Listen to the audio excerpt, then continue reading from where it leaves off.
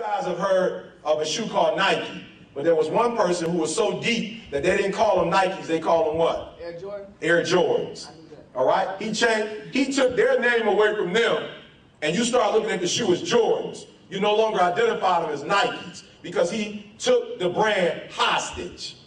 He took the brand hostage, and he had people dropping out of school, right? Standing in a line, not going to school so they can be the first ones to get the Jordans. His shoes cost $185. He took over. I'm not saying it's right economically what he's doing in the black community, but the bottom line is he became the brand of the NBA. So when you look at the NBA now, you look at Michael Jordan. And that's critical because you need to understand you're a brand. So I just want to encourage you guys, you playing.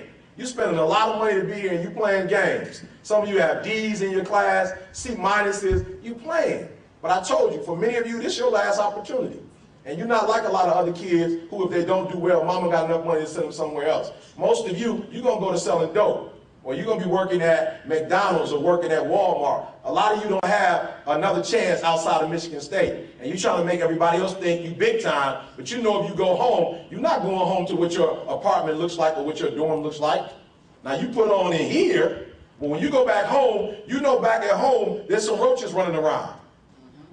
Let's keep it real. Some of y'all know when you go home and you walk into your front door and you go in your neighborhood don't look like East Lansing.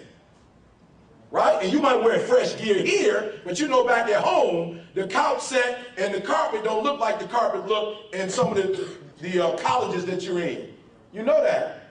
And so you got an opportunity here, take your mama from where she living, or your daddy, or your sisters, or your brothers out of that neighborhood they're in, and take them to a better neighborhood, and you playing.